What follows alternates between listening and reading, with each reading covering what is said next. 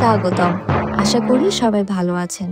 আজকের ভিডিওতে আমরা গর্ভাবস্থায় এমন কিছু খাবার নিয়ে আলোচনা করতে যাচ্ছি যা মা ও শিশুর জন্য ক্ষতিকর হতে পারে। গর্ভকালীন সময়ে সঠিক পুষ্টি গ্রহণের পাশাপাশি কিছু খাবার আছে যা এড়িয়ে চলা অত্যন্ত গুরুত্বপূর্ণ। তাই ভিডিওটি স্কিপ না করে সম্পূর্ণ দেখতে থাকুন। প্রথমে রয়েছে কাঁচা বা আধা পাকা ডিম। কাঁচা বা আধা পাকা ডিমে সালমোনেলা নামের একটা ব্যাকটেরিয়া আছে যা খাদ্যে বিষক্রিয়া ঘটাতে পারে। এটি মা ও শিশুর জন্য ক্ষতিকর, তাই অবশ্যই ডিম ভালোভাবে রান্না করুন। 2 নম্বরে রয়েছে কাঁচা বা আধা পাকা মাংস। মাংস সঠিকভাবে রান্না করুন, কারণ সঠিকভাবে মাংস রান্না না করলে টক্সোপ্লাজমা নামক এক প্যারাসাইটের উপস্থিতি হতে পারে, যা গর্ভাবস্থায় শিশুর ঝুঁকি সৃষ্টি করে। নিরাপদে থাকার জন্য মাংস অবশ্যই ভালোভাবে রান্না করা জরুরি।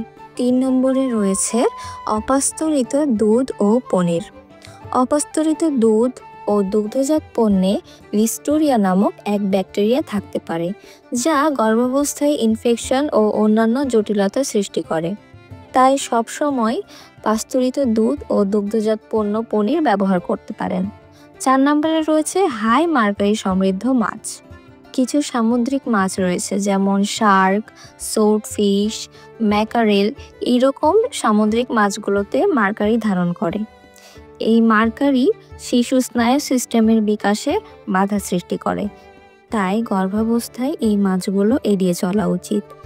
সর্বশেষে রয়েছে ক্যাফেইনযুক্ত পানীয়।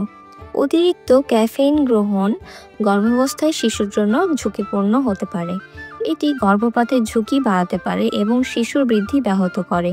তাই প্রতিদিন 200 মিলিগ্রামের বেশি এই ক্যাফেইনযুক্ত পানীয় গ্রহণ করা থেকে আপনারা বিরত থাকুন। পরিশেষে বলতে পারি, গর্ভাবস্থায় স্বাস্থ্যকর ও নিরাপদ খাবার বাছাই করা অত্যন্ত জরুরি। এই 5টি খাবার এড়িয়ে চললে আপনি মা ও শিশুর সুস্থতা নিশ্চিত করতে পারবেন। এছাড়া প্রতিটি খাদ্য উপাদান গ্রহণের পূর্বে অবশ্যই ডাক্তারের পরামর্শ নিন। উনি আরও উপকারী ভিডিও পেতে সাবস্ক্রাইব করুন আমাদের চ্যানেলে। ধন্যবাদ।